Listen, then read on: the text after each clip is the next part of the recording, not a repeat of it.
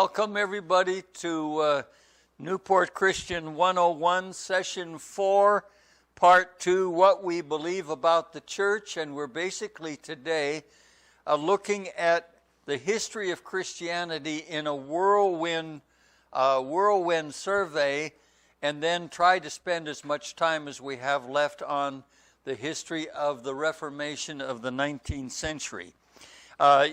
You all should have your Newport Christian Session 4 Part 2 outline, and I have cut things down immensely from what I thought I was going to do, but I just realized we don't have time to go through all the handouts I gave you. But we'll try to follow this outline as best we can. The historical survey starts with forces at work at the beginning of the Roman Empire. There are presuppositions of history that we need to take into account that really determine a great deal of what happens. And we notice, of course, that we have the presupposition of the whole Greek culture and the spread of Greek culture, the Hellene culture as it was called, through Alexander the Great. And then with the rise of Rome around the year 300, all the way down through the Republic and the rise of Julius Caesar, who is assassinated, and then a series of wars where Octavian is victorious over Mark Antony and Cleopatra, and from that point on, he becomes known as Caesar Augustus. And the fundamental presupposition of history that we need to take into account here is the idea that the belief that society would crumble completely if there wasn't a central focal point for religion. And for Rome, this was admitting and worshiping the emperor and giving him the title Son of God. So the emperor was considered in the Roman world the Son of God, and every citizen had to be able to swear allegiance to the emperor as a divinity. Now, they kind of got around it a little bit by saying you worship the genius of the emperor. However, what this meant was that for 1,800 years, the church will inherit this idea that you have to have one religion and you cannot tolerate any competition, even among sects and cults that might arise. And of course, this goes a long way in explaining the dominance of the Roman Catholic Church in the western part of the empire, and of course, then the Byzantine Empire, we had the Greek Orthodox Church. And as we know, the fundamental belief lasts for 1,800 years. Now, in Rome, you could belong to any little cult or sect you wanted, as long as it was all subsumed under the umbrella of the Roman Caesar.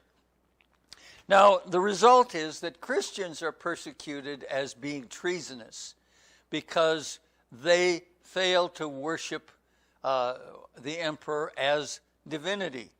And remember, Pontius Pilate put at the top of the cross, King of the Jews. This was really the reason why Jesus was executed ultimately. Of course, he was betrayed by the Jews who wanted to remove him for blasphemy, but the Romans were the only ones that had the power to actually execute. And the charge, of course, was that he was preaching, there was number one, there's another God and another king. And so we have a series of persecutions that take place. At first, they're rather innocuous. You have the first century where the biggest persecution is Nero, and that's after he comes to power in around 55, but it culminates around 64, where both Peter and Paul are executed, and the fact that those two great leaders of the church are executed in Rome contributes to the prominence of Rome as the centerpiece for the church later on. By the time we get to the 2nd century, we have Trajan and Marcus Aurelius and Commodus as emperors that come along and have periodic bouts of persecution. But 3rd century, you'll see worse persecution. Decius will probably be the worst one in the 3rd century, where he arrests Christians throughout the empire and demands that they burn a pinch of incense to Caesar and say Caesar is Lord, and upon pain of death if you didn't. Sometimes he would simply arrest all the clergy, deacons and presbyters, and have them executed. But then there were some great Christian leaders who were killed during the Decian persecution around the middle of the century, around the year 250.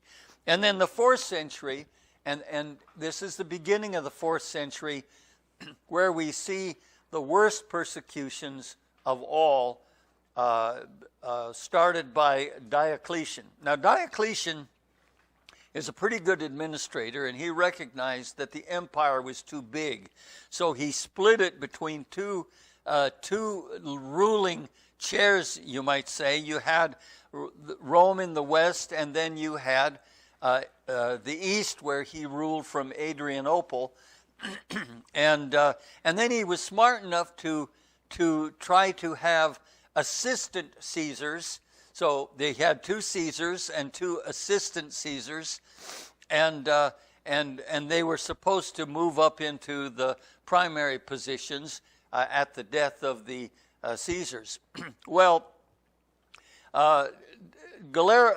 Galerius was the man underneath Diocletian, and he was a strong supporter of the cult of Mithras, and as a result, you have this major persecution that breaks out in the east. It will spill over in the east, in the west as well. In the western part of the empire, you have Constantius, who is the emperor, so to speak, the Caesar in the west, but he has Maxentius as his under Caesar, and when he dies, actually his son Constantine escapes from the east and comes over, much to the chagrin of Galerius and Diocletian in the west, and he takes over the western part of the empire, and they begin fighting. Now, during this time when all of this is taking place, from 305 to 311, you have Christians being arrested, being tortured, being executed. You were lucky if you just had your tongue cut out and your eyes gouged out. And what we have to understand is, instead of a 1 year or a several month persecution, imagine being in the east, and this kind of thing starts in 305 and extends all the way to 311. It's pretty hard to escape being under the hand of that kind of persecution. Well, the story, of course, is told that Constantine, on the eve of his battle, before he comes down to, after he's executed his father-in-law, Maxentius, he comes down and crosses the famous bridge, and we got a car named after that bridge now. What's the name of that car? Well, I thought you'd remember that, because the bridge escaped me. But somebody out there in TV land knows. But he crosses the bridge, but before then, he receives a vision, he says, where he sees a cross in the sky and sees the words, or hears the voice, "By this sign conquer." Now, he's outnumbered greatly, but he crosses the bridge and wins his battle, and in the next year or so, he will take over as the sole emperor of the entire East and West. And And in the year 312, he declares Christianity a legal religion. Up until this point, Christianity was considered an illegal religion, illegio relicitas. And so as a result, Christianity is so grateful. The persecutions have ended. Constantine is seen as a hero, and we begin to see this wedding taking place between church and state. Now, in the Eastern Empire, as a number of things occur with various invasions that will happen, you'll have the Germans, the Ostrogoths and the Visigoths coming down and pouring over the borders, and eventually Rome itself will be destroyed as an empire. The last boy emperor will be executed in 476. But before that, Constantine, of course, is in charge, and Constantine will call a church council, and he will preside over it to kind of clean up some matters of doctrinal dispute. And as a result, he is seen as kind of the head. Now when Rome is destroyed, the ones who move into the power vacuum will be the Roman leaders, the Roman church under Gregory I and other Roman popes or pontiffs. They will move into the power vacuum, and in the western part of the empire, the church will dominate over the state, to the point where the church can excommunicate kings and emperors as at will. So there's a powerful fight going on between church and state in the West. In the East, it's the state that has power over the church, and this will continue for, of course, many centuries. Well, you do have a outline of Roman history, and you can see on this handout you were given last week, and some things on the back where you can kind of follow along the course of the developments. Christianity, of course, will face many competitors. Of course, the Jews disassociate themselves from the Christians. Basically, when the Christians leave the city of Rome, as the Roman fight breaks out against the Jews, against Jerusalem, the Christians, having remembered Jesus saying, "Get out of Rome, get out if you see the city surrounded," the Christians leave, and the Jews never really forgave the Christians for not staying and fight. Of course, they would have been wiped out as well. But Jesus said, when you see Rome when you see the city surrounded, leave the city. And ultimately the city is destroyed. So that creates even more bad blood between Judaism and the church. So there's that disassociation where the Jews basically say they are not of us. They are an illegal sect. We are legal. Jews had been recognized as a legal religion, and were not forced to worship the emperor. They did not come under the same kind of taxes that other people did in the empire. Well, these benefits did not transfer over to the Christians. We have competition from the Greek and Roman gods. We have the mystery religions, the cult of Mithras, the cult of Isis, and it was an unlikely thing for Christianity to emerge as the major dominant religion in the Mediterranean world. You also had internal competition from the Gnostics, the Marcionites, and the Montanists. The Montanists were kind of the charismatics of their day and age, and one great church leader kind of converted over to the Montanists, but except for the fact that they were a little shaky on their idea of prophecy, they weren't really heretics. Marcionites, they divided the Bible up between the good God and the bad God, and threw out much of not only the Old Testament, but much of the New Testament as well. Anything that smacked of Judaism, the Gospel of Matthew and the Hebrews and so forth. Reasons for success? Well, one of the reasons for Christianity's success was the moral hunger. And we need to recognize how bad things were. Murder for sport and executions for public affair, entertainment. If you were going to have a play acted by people on stage and you needed to show a murder, they went down to the jail and they found a guy that was condemned to die, and they brought him out on stage and killed him on stage. That was just a part of the play. And, of course, many of the great gladiatorial fights that will continue on and on through even the beginning of the dominance of Christianity in the empire will still take place. So you have all this competition going on. The universal language, Pax, which was Koine Greek, when Alexander conquered all of the world all the way to as far as Afghanistan through Persia and Egypt and so forth. He picked up armies and he made them a part of his own army, and they all kind of learned a basic Greek, kind of what you might even call Pig Latin. Is just a term that meant they watered down the classical Greek language, and the New Testament, in fact, is written in Koine Greek.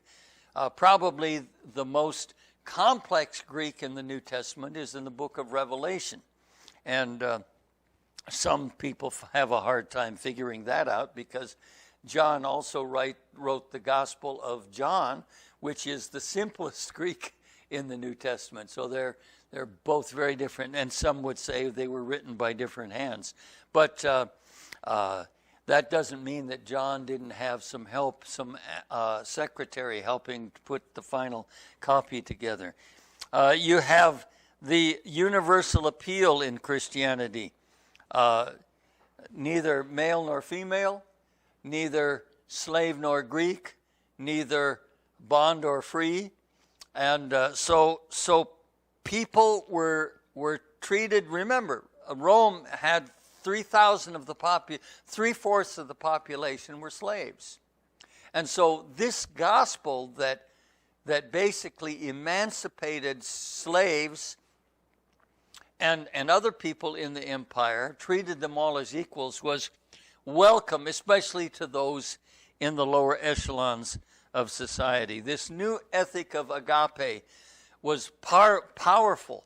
For instance, during times of famine, it was the Christians who organized for aid to be sent to the parts of the empire that were most needing of help. In fact, we even had Christians who would sell themselves into slavery in order to have funds to send to help those in desperation in other parts of the empire.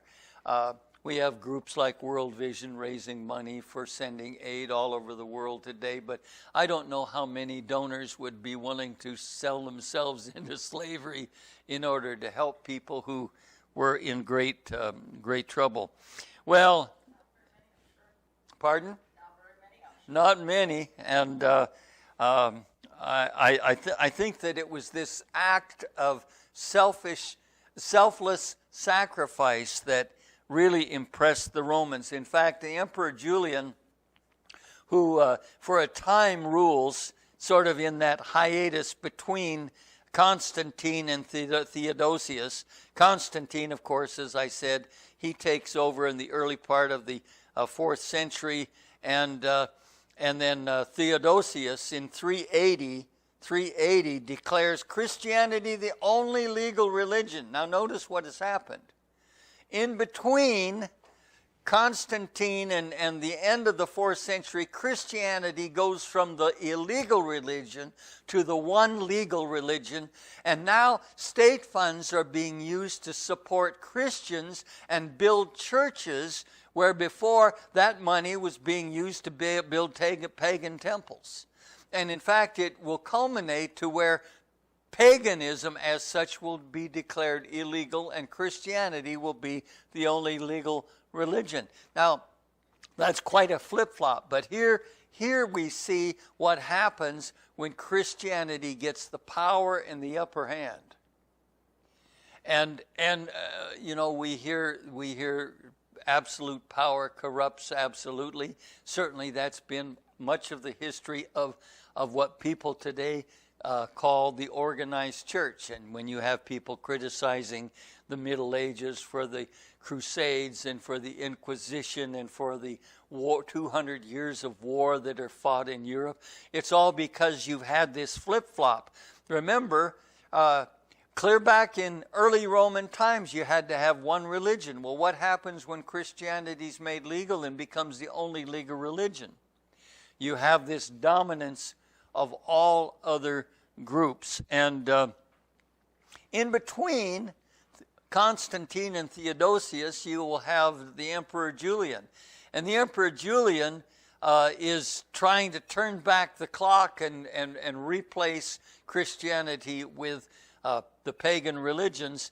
And in the course of that, he gathers the pagan priests and he says, we've got to learn to love like the Christians love.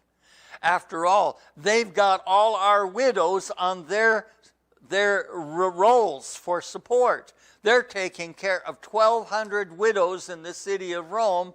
And of course, that was something that the pagans never did. And so basically he's saying, if we're going to become dominant again, we're going to have to imitate this kind of love that the Christians have.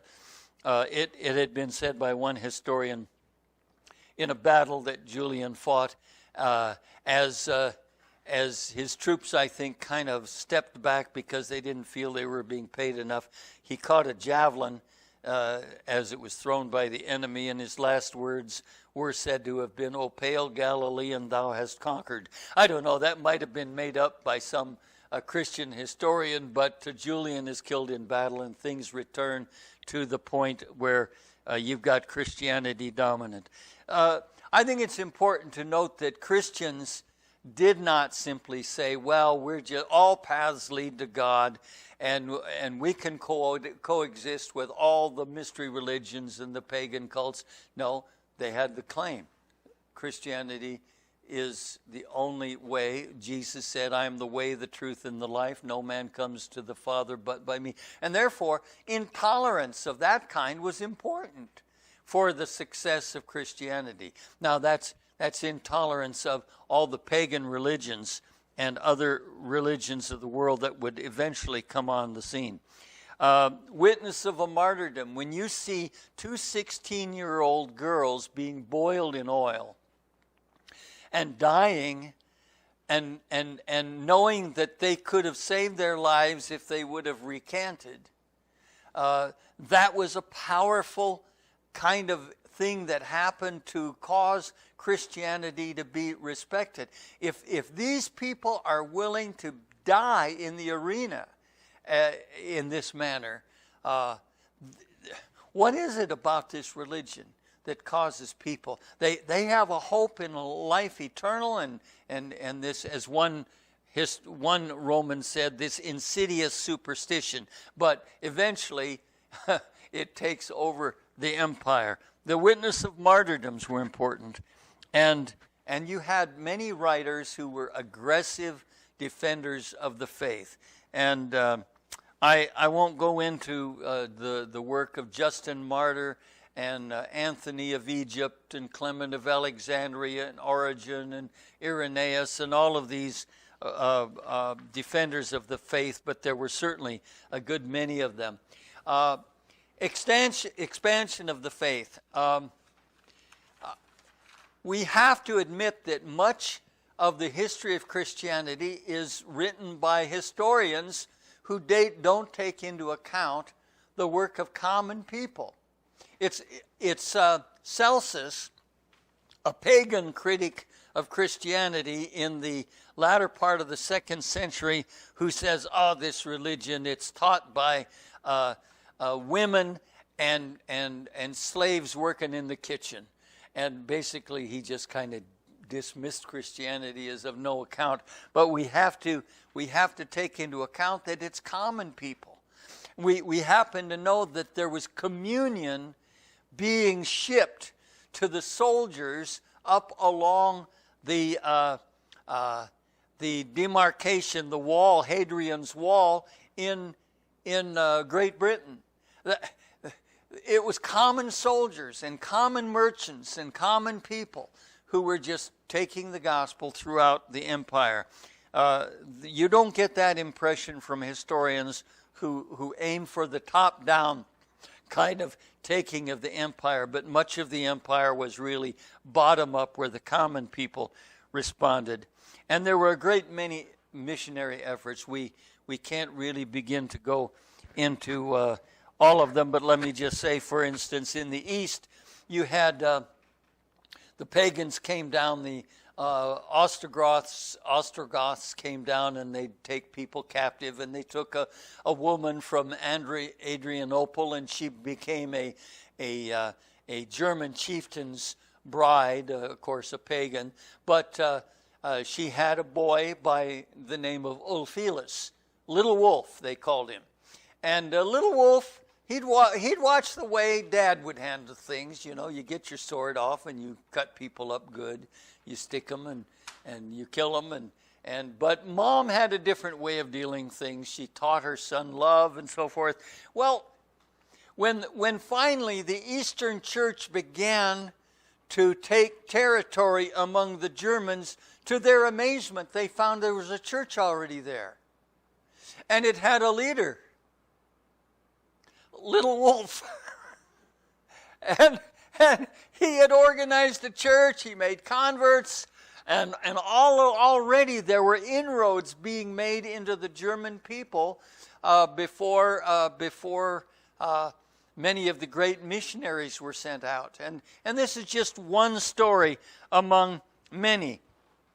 Boniface, I'll mention him because he had an interesting confrontation at the sacred oak, where he cut down the sacred oak that was worshipped by the pagans up in the up around Great Britain and inland, and they were waiting for him to be destroyed by the pagan gods, and he wasn't, and so they converted. Of course, the next time somebody tried that, they all boys who were catechumens waiting for baptism were massacred. I mean, these power encounters can go south real quick, and so they don't always end in great victories. But you had the Germanic tribes who came down and were converted. First of all, they had a respect for the churches and the church culture. They didn't destroy the churches. They didn't destroy the libraries. And they kind of came down. They came down looking for food. And they came down and they settled and came around into North Africa, the breadbasket of the Mediterranean world. And one of the kings that was converted was a fellow by the name of Clovis and his wife Clotilda. And Clovis was the one who decided to baptize his army. He marched them through the river. He baptized them in Jesus, but he said, now hold your sword up high above the water. He said, Jesus owns all of you, but I have your right arm and your sword. So, you know, sometimes these conversions were not particularly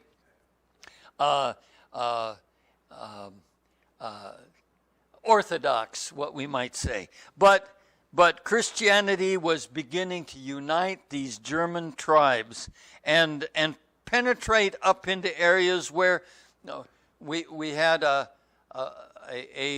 Russian king who was trying to figure out, should we go with the Roman Catholic Church or should we go with the Eastern Greek Orthodox Church? And he sent people down to look and examine these different churches, and he decided to go with the Eastern Church. And so all of Russia will eventually then become what we would call Greek or Eastern Orthodox Church. Well, Rome falls in 476, and you have these kings, Bertha and Bertho, who convert up in Great Britain, and then you have the Islamic invasions. You have all these different invasions. You're going to have the Magyars or the Hungarians come in from the east. You're going to have the Vikings coming down from the north. And so Christianity is going to be assailed by all these other invasions that will take place as well. Then you have in the 6th century the rise of Islam. And Islam will move across northern Africa. They'll take all of Egypt. They'll take all of northern Africa. They'll move on up into Spain. And they won't be stopped until the year 732 by Charles Martel, who's leading an army of Franks against Islam. And Islam would have taken all of Europe if it wasn't for that battle. One historian I know attributes the defeat of the Islamic invaders to the development of the stirrup. You know, when you're riding a horse and you're charging the enemy and you've got your feet in the stirrup, you're much more apt to be able to run your lance through 2 or 3 invaders than if you're on a horse and you don't have stirrups and the first guy you hit, it knocks you off your horse as well as the guy that you're fighting. It actually gave a military advantage to Martel and his troops. Well, Charlemagne is the grandson of Charles Martel, and he will be baptized by the Pope of Rome on the year 800 AD. And this will be the beginning of what we call the Holy Roman Empire. Now remember, Rome ends as an empire in 476, and it will be, the church will move into the power vacuum. But up between that time and all the way up until 800, there is no Roman Empire anymore. You have these various areas that are controlled by different kings, and you've got the Lombards and the Vandals and the Burgundians and the Swines and the Saxons and the Franks and all these different warring groups. But Charlemagne will unite them, and they will become a part of what we call the Holy Roman Empire. And that will continue for another 1,000 years. Now, the Eastern Empire will have a split with the West around the year 453, where they get into a fight and they mutually excommunicate each other. So the Latin West excommunicates the Greek Orthodox, and the Greek Orthodox, Russian Orthodox excommunicates the West, and they remain separate. Now, I think it's important for us to note that Christianity had 5 or 6 different centers for the church. And these centers were like, you had Rome, you had Antioch, you had Jerusalem, you had Constantinople, you had perhaps even Hippo in North Africa. But with all of these Germanic invasions and all of these Islamic coming down and so forth, you have only 2 of the great patriarchates left. In the East, he's called the Patriarch of the East, and in the West, he's called Pontificus, or the Pope, the Holy Father. And so you've really got 2 competing churches here, but are divided by not only geography, but also by language. You've got the Latin-speaking West and the Greek-speaking East. And under the Byzantine or the Eastern Empire will continue for 1,000 years after the destruction of Rome. But they will be invaded by the Turks in 1453, and that will put an end to that part of the empire where the center will move from Constantinople, it will move to Kiev, it will move to Moscow, and today the center of the Eastern Orthodox religion is in Moscow. But the old Eastern Orthodox Church fell at the hand of the invaders, the Islamic invaders, who were the Turks. Well, I want us to move on quickly here and talk a little bit about the fact that we had all these abuses taking place in the Middle Ages, and you have a handout that basically outlines some of that. You've got, as I said here, the state dominates the church in the East, but in the West, the church will dominate the state and politics, and becomes very enmeshed in political things, and therefore great abuses of power. One, the Crusades. And the Crusades start off with a reasonable motivation.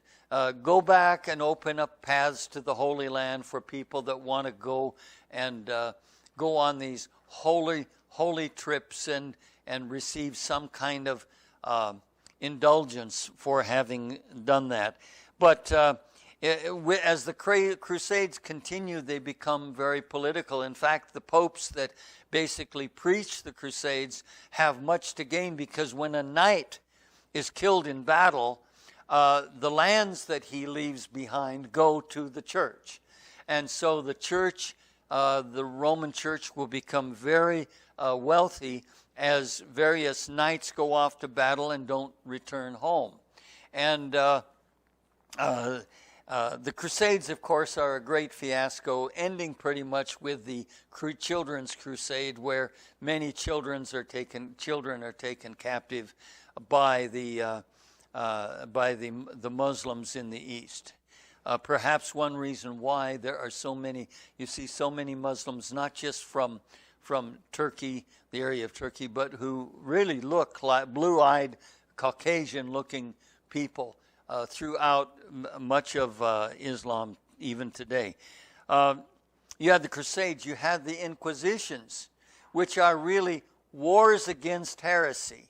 And in one sense, they're the religious arm of the Crusades. They're an attempt to reestablish the Roman dominance. Remember, you can't have more than one religion, otherwise whole society will crumble. And so the Crusades, the Inquisition, which are an extension of the Crusades, become a part of trying to maintain that dominance. And if it's not maintained, everything will crumble.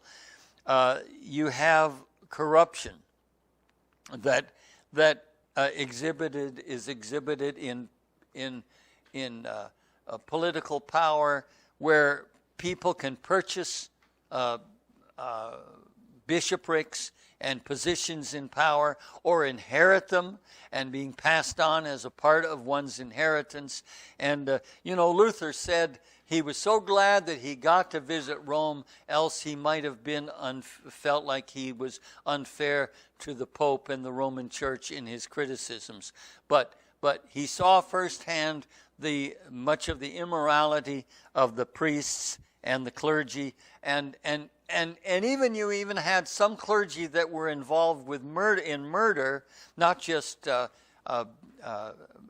political intrigue and sexual immorality. And one might say today, well, geez, things haven't really changed much. But of course, this is not to say that the vast majority of priests and clergy weren't upright and noble and good, committed Christians. But it only takes a few to cast, as we even know today, a light on the whole enterprise. But the result was that too many abuses of power. If a priest was arrested for murder, he had to be tried by a Roman Catholic court, not by a civil court. And of course, in all likelihood, he simply would get off scot-free. So you had these kinds of abuses. You had many people who were trying to reform the Western Church. One of the great priests was Savonarola, who eventually will be executed. You can push things too far. And when you have a power concentration like you had in the Latin Church, it's very hard to create any kind of movement toward reform. You had John Huss, who in Bohemia, which today is Czechoslovakia, but who is a major leader of the church in Bohemia, who believes that the common people ought to be able to take the wine in communion as well as the bread. And he begins to criticize various abuses and criticize the power of the Pope. Now, he's granted free travel to come to Rome for trial. He's found guilty of heresy, and the Roman Church says, well, heretics don't get free travel.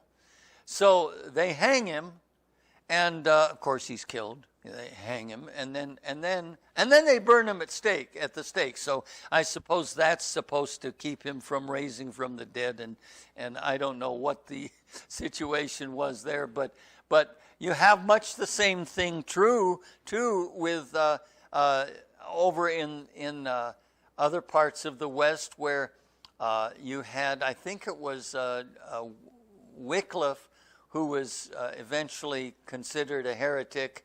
But he dies a natural death, and so they couldn't get their hands on him, but they did dig him up. And they held a trial. They had him, the corpse sitting there. They held a trial, found him guilty, and then they burned him and cast his ashes to seven different rivers. Well, that's the kind of abuse that takes place in the 50 years before Martin Luther tacks his criticism, his 95 theses on the Wittenberg door of the church in Wittenberg. And really, Luther wants to reform the church, but the problem is the church doesn't want to be reformed. And the criticism is the purchase of indulgences. Now, John Tetzel was the fundraiser for the Roman Church, and he'd go up and around, and basically the motto was a coin in the coffer clings a soul from purgatory springs. And so these indulgences, you get a piece of paper that gave you an indulgence. It's a forgiveness of so many sins that allowed you to escape purgatory. And so people were buying these things, and the money, of course, was being used to build St. Peter's back in Rome. I mean, it took a lot of money to build St. Peter's.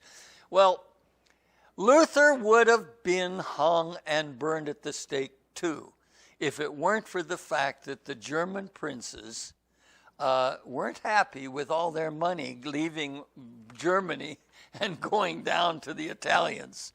And so they began to get behind Luther, and when he was put on trial, you know, the famous speech where he stood there and he pounded on the Bible and he said, "On this I take my stand, there can be no other." And before pronouncement of guilt of heresy could be announced, Frederick of Saxony dressed him up, I think, as a woman or something, got him in a carriage and spirited him away to protect him, where he goes into hiding for a year and a half while the German princes then begin to fight and protect him. And the result is a patchwork quilt of duchies all throughout Germany. If you have in Germany a prince or a knight who takes the side of Luther, the Protestant side, that whole area becomes Protestant. And if the leader of a little duchy is a Roman Catholic, then that area is Roman. So you got all of these little, it's like a checkerboard that you'd have, where if you were a Roman Catholic and you were in a Protestant area, you'd better get out and move. You better go over to a Roman Catholic. And if you're a Protestant in a Roman Catholic area, you'd better get out and move too.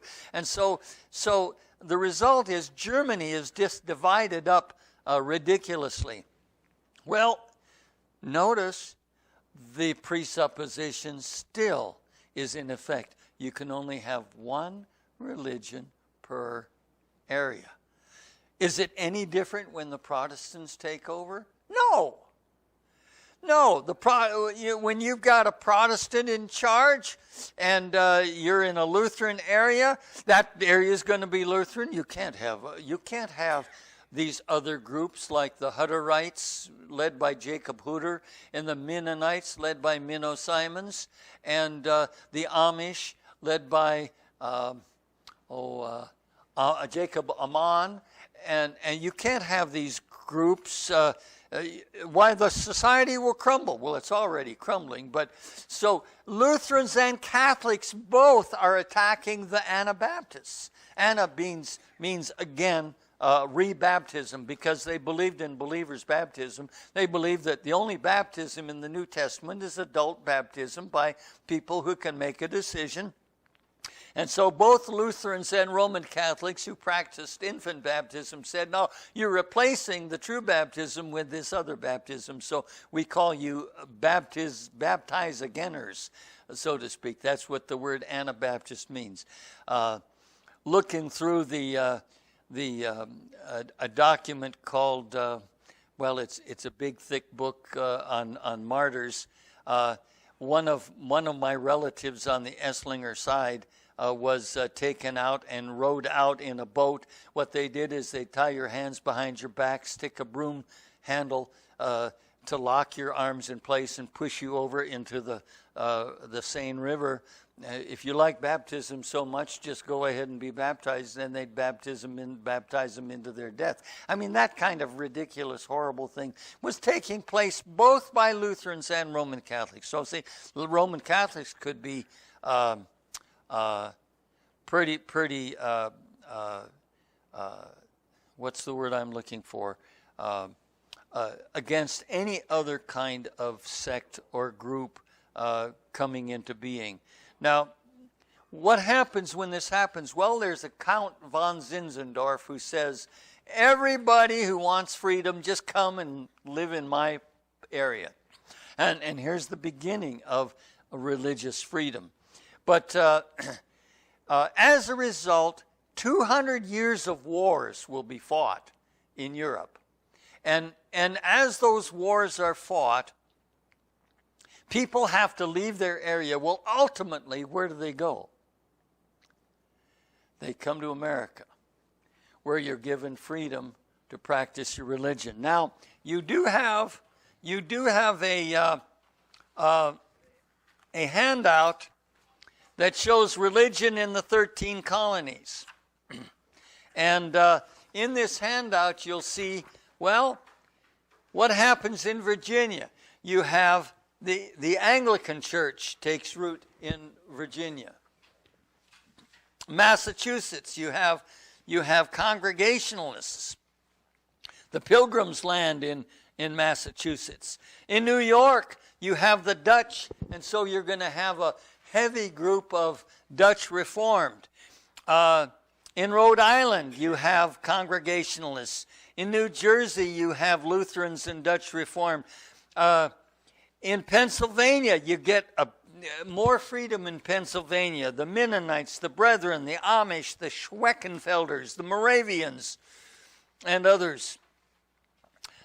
In New York, you have up here, Maryland, you have Roman Catholic. So here you are, you've got, in America, you inherit in the 13 colonies concentrations of different groups that flee intoleration in Europe and the state churches that have developed in Europe, and they come to America where they find freedom. Well, what happens if you're in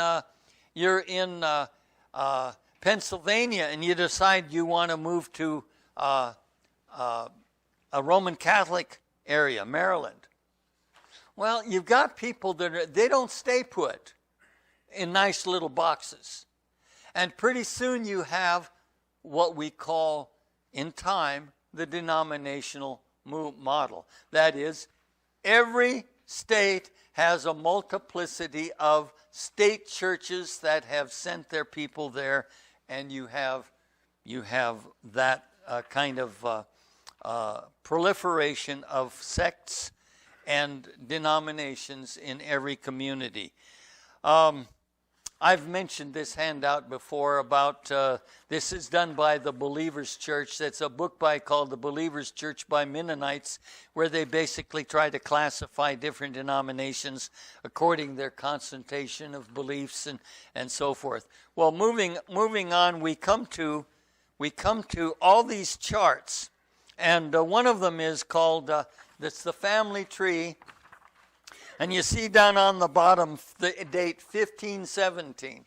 And that's Martin Luther when he taxed the 95 Theses up. And then in 1520 you see a splitting of the tree. And you've got the Anabaptists on one side and then the Lutherans on the other. And as you move on up, you've got the Dutch Reformed and German Reformed. And then split off, you've got the Anglican Church in England. The Dutch Reformed, of course, is in Holland. The Presbyterians are really Scotch Presbyterians. John Knox comes over to study with John Calvin, and he goes back to Scotland and starts a Reformation there, and that's where the Presbyterians come from. John Wesley started a movement out of Anglicanism. Of course, Anglicanism starts really, well, it starts with Henry, who can't have any male offspring, and it creates trouble, and he divorces his wife Catherine, and as a result he gets excommunicated. But he declares himself the head of the Anglican Church and defender. Before that, he's called the defender of the Catholic faith. Well, after he can't have male offspring, he becomes just the defender of an offshoot, which is called the Anglican Church. And out of the Anglican Church, eventually there's another reform movement called the Methodists. And the Methodists come with John Wesley, who is an Anglican priest, but he starts the Methodist Church. And when it comes to America, the Anglicans have these little societies throughout their churches. Of course, the Anglicans are Tories, and they lose the war, the American Revolutionary War, but their little Methodist societies continue, and Wesley appoints Francis Asbury to be the bishop. Here's a priest appointing a bishop. He appoints Wesley as Francis Asbury as the bishop of the Methodist Church, and as a result, then these Methodists organize, and they're circuit riding preachers, and they take the frontier pretty much by storm. Well, you've got a whole packet of information on that, and then you've got here the American Presbyterian. You've got these other family trees that go into great detail, which we don't have time to go into now, but notice the proliferation of denominations. Now, one of the things we note about denominations, you've moved from having the church as simply the one big universal church that expresses itself in time and space as local congregations, individual congregations. Well, as a result, with denominations proliferating, you have to have a new model for what the church is. It's not just the universal church or local congregations. Now it becomes groups that were state churches back home, and now they are becoming denominations in America. So you have a third kind of church that develops, not just local congregations and not just the whole great church of all time and space, but now you have the Methodist Church. Now, Now, restorationists, like in this church, we would say Methodist churches. You'd say churches that share a common set of distinctives, but they're still called churches, a part of the great universal church. But now the Methodist Church, and Robert Fife in one of his articles would say the little we, that is the we the Methodists, the we the Baptists, the we the Lutherans, have taken precedent over the great grand we of Christians. We're all Christians. So the grand we is obscured by all the little we's that have come about. And as you look at this, and you have to admit, I have to admit, that you have a freedom of conscience in America that allow for this proliferation of sects and cults.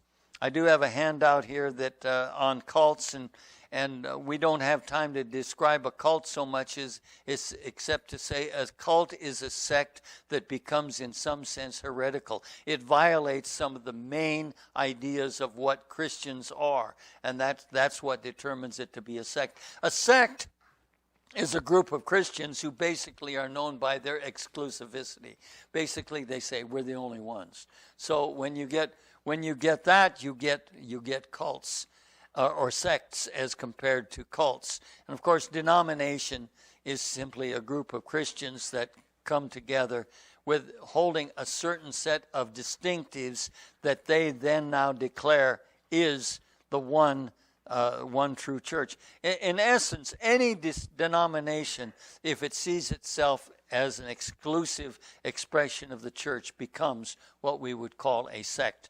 And probably a number of the little denominations that have spurred up in America have become that. Now, here's a handout on slavery, and it's just to show you the Presbyterians, the Methodists, the Baptists, the Episcopalians, and the independent and the Christian churches have all split over the issue of slavery. So here's a group here's a split that comes about during and just after the Civil War that creates northern and southern churches, geographic churches based upon how they aligned with either states' rights or federal rights, or on the issue of slavery.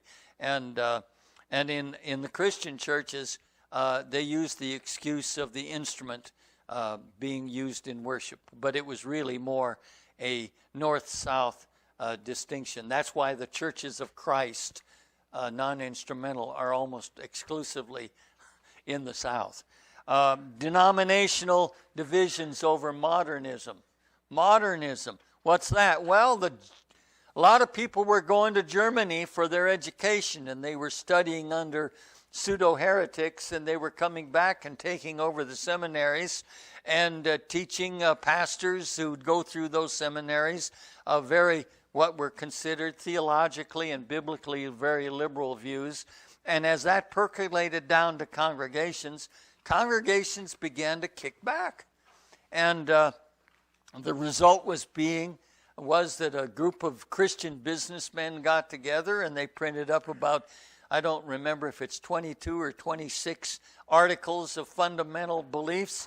And basically, if you accepted these beliefs, you're okay. And if you don't, you have to accept a certain view about inspiration, a certain view about the atonement, and on and on and on. They had over 20 of these. I used to have a copy of all these little booklets, and when I left teaching church history, I gave them to my successor. I left a lot of good things with them that I don't have anymore, but hey, I didn't want the idea of dying and then having nobody knowing what these things were.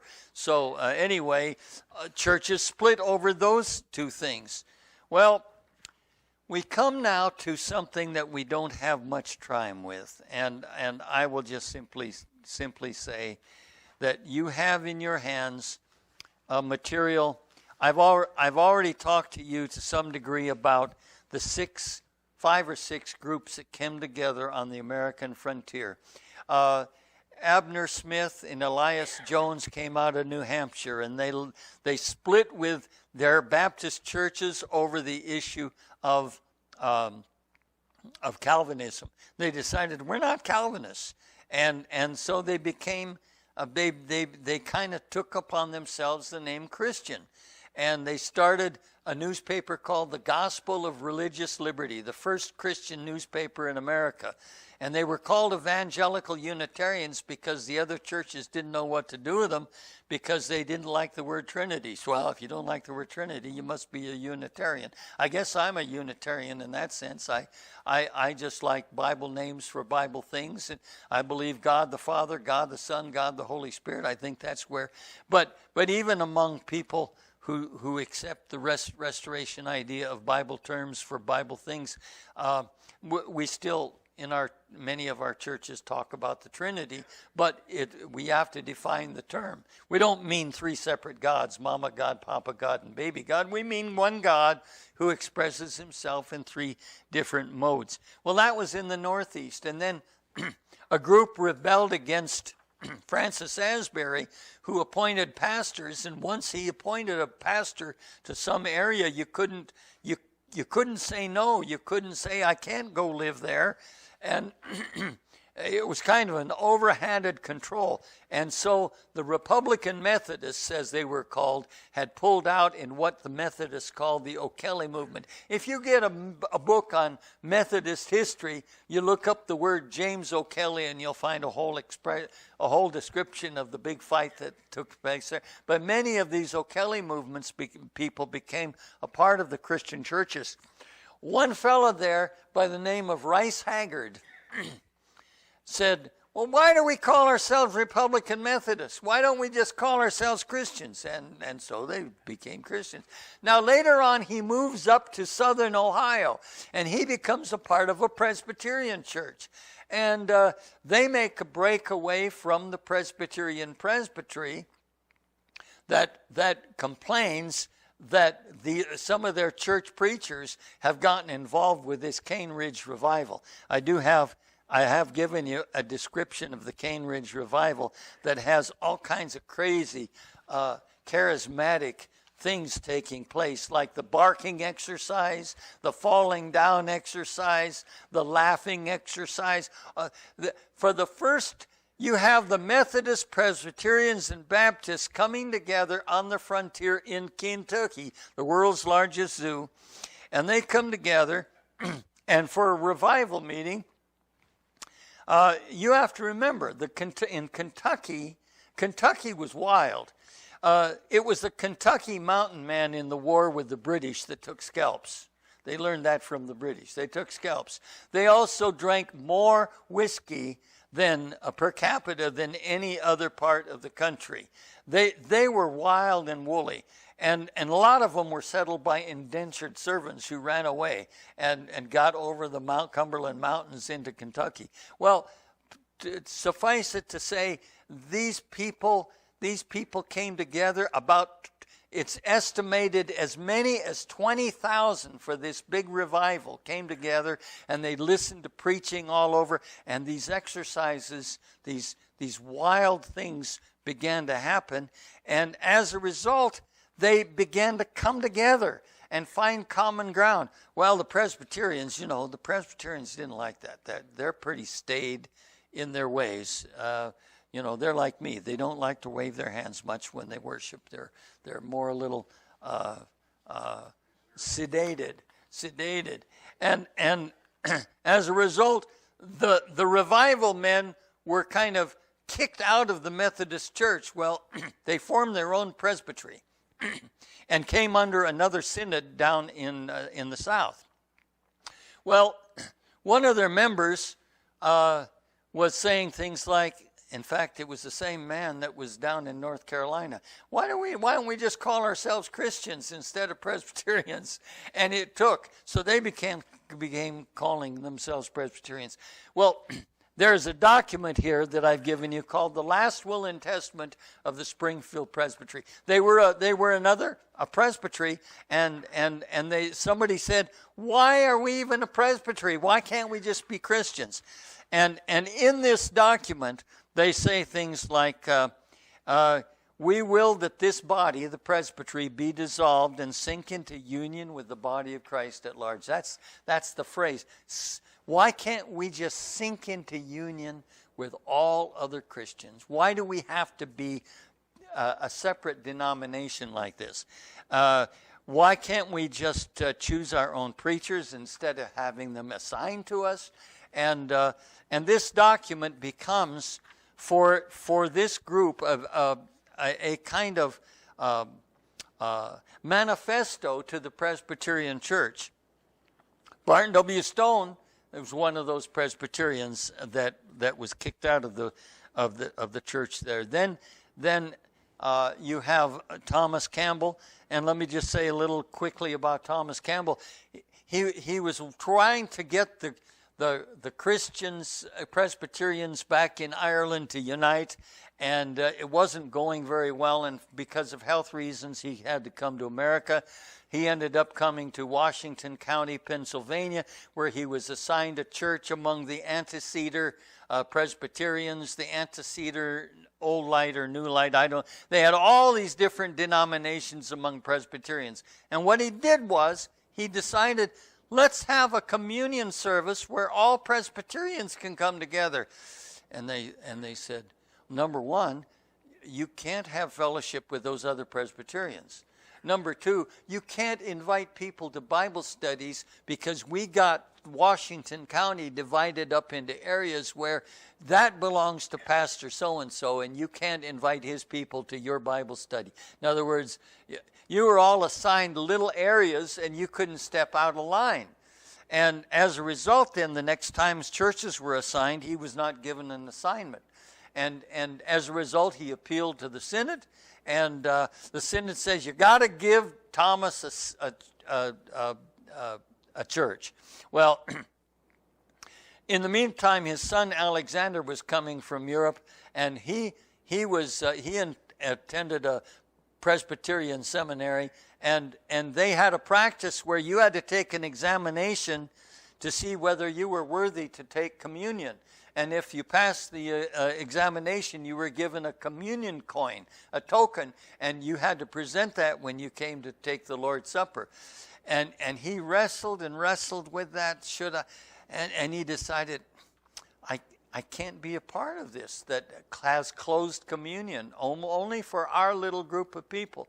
And so he's on his way to, he comes across the ocean with his mom and brothers and sisters and dad. They meet in central Pennsylvania, and they have to tell each other they're no longer Presbyterians.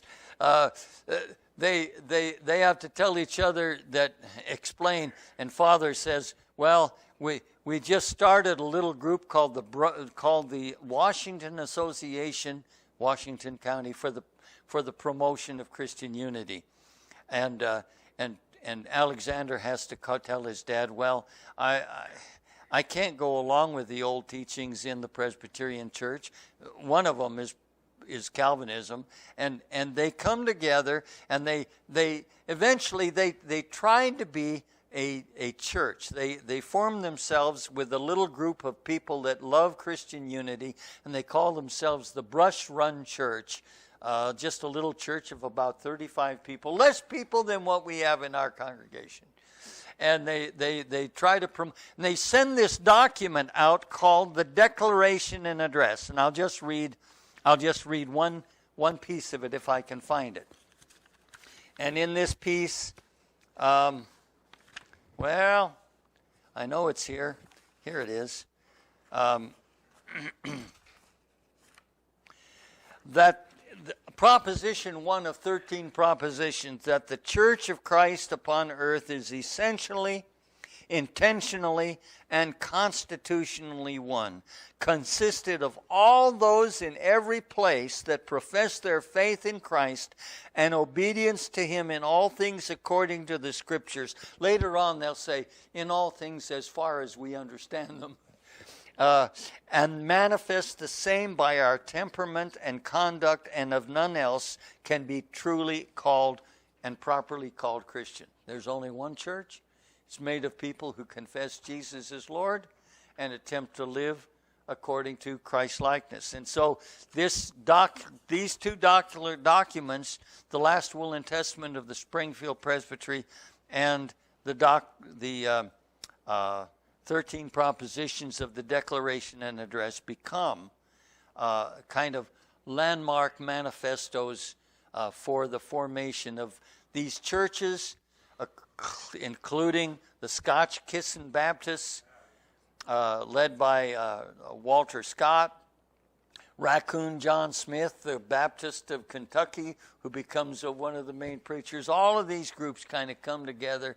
And in 1832, the Barton W. Stone group and the Alexander Thomas Campbell groups come together, and they actually merge.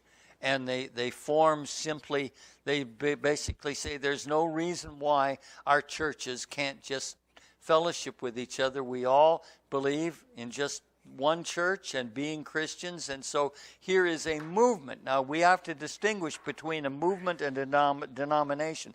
A movement is a group of like-minded people who try to promote something together for the advance of the Christian faith.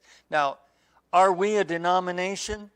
Well, if by that you mean, do we have certain distinctives? Yes, we have distinctives. But if you look at the distinctives, they are, as far as I can tell, distinctives that most Christians can agree upon. Methodists, Lutherans, for instance, they will accept baptism by immersion. So it's a universal kind of baptism. And as far as celebrating the Lord's Supper and so forth, I do have two documents that I think you should give careful attention to. The one that I wrote for the convention, actually this one was, I did something like this for the convention here in the state of Oregon back about 10 years ago, and then I redid it for a unity program at the convention a short time ago on that was being held by the convention. The unity we seek. And I'm sorry, those of you out in TV land, you'll have to get a copy of this that Larry Davis has posted on the internet.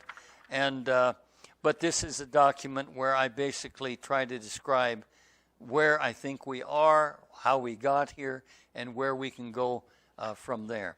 So at some point in time, I would like to teach a more advanced class on the history of Christianity.